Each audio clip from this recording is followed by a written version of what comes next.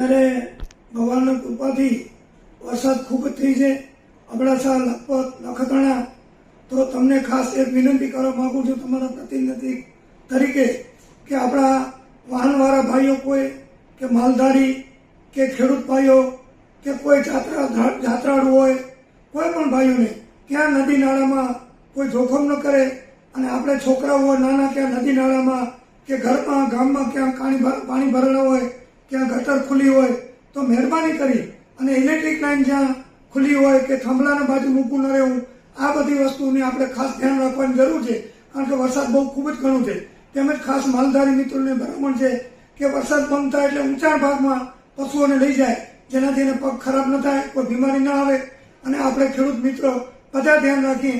એક દિવસ ખાસ આપણે ધ્યાન રાખશું તો આપણે પસ્તાવાનો વખત નહીં આવે, એટલી મારી આપને તમને બધાને અપીલ છે. તેમજ જે ડેમ